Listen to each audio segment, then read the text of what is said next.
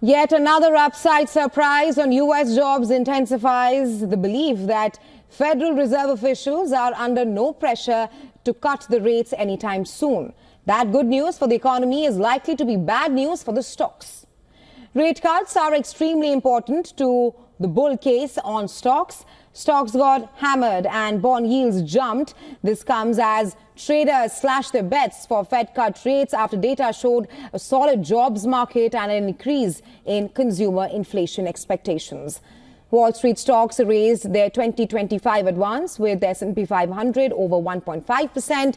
A treasury sell-off accelerated, sending 30-year yields above 5%. The greenback advanced against all of its major counterparts. The U.S. economy in December added the most jobs since March, and the unemployment rate unexpectedly fell, capping a surprisingly strong year.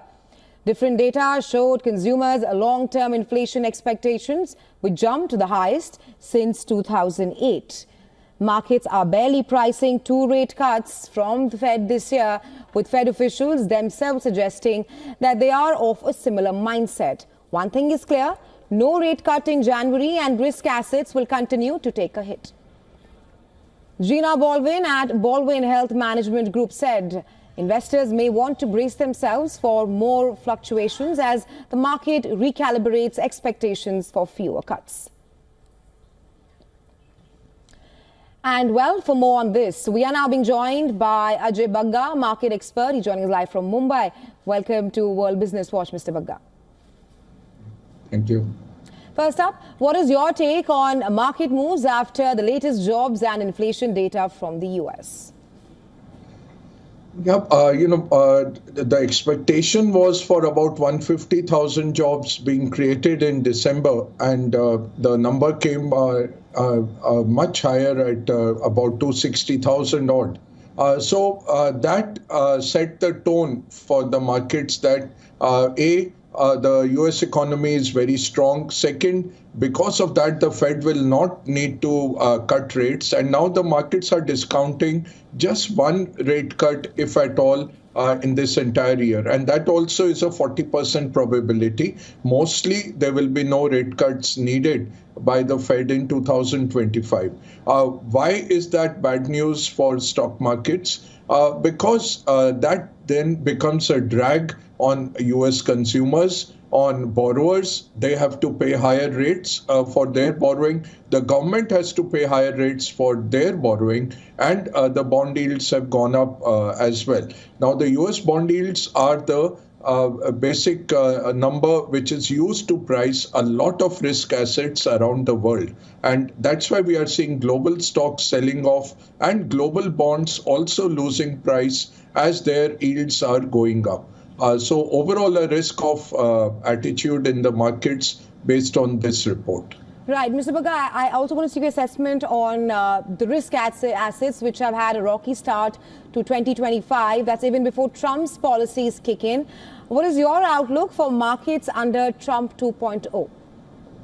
Yeah, see, Trump is very pro-markets, and he really likes to talk up the U.S. markets. But right now, what we have seen is the last 2 years, the U.S. markets have delivered 20% plus gains. This last happened in 97, 98, and 99 was another year where we saw a 20% gain.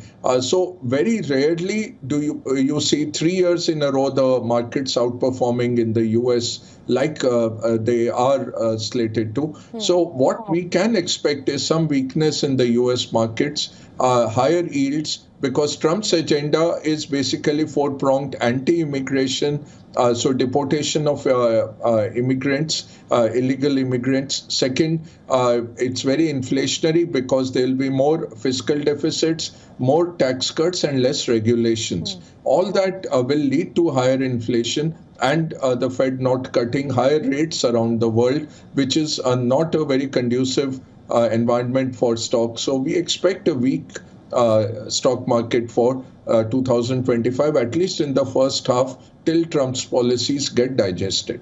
Right. And just to take that point further, what is your outlook for the Indian stocks once Trump takes office?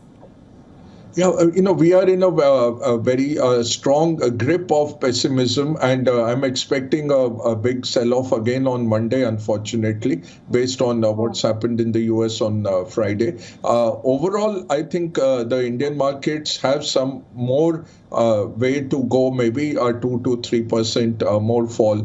We are pretty near bottoming out in terms of pessimism, but our risks are apart from the global risk, and the Trump policies will cause FI outflows from all emerging markets, including India. Our risks are more internal as well, with slowing corporate earnings growth, a slowing economy, and lack of fiscal impulses, and a monetary policy which is very tight. So the money markets are seeing a negative liquidity of 2 lakh crore rupees on a daily basis. RBI is trying to step in and inject liquidity, but overall financial conditions have tightened a lot in India, and along with slowing earnings, that's not conducive for stock markets to do well.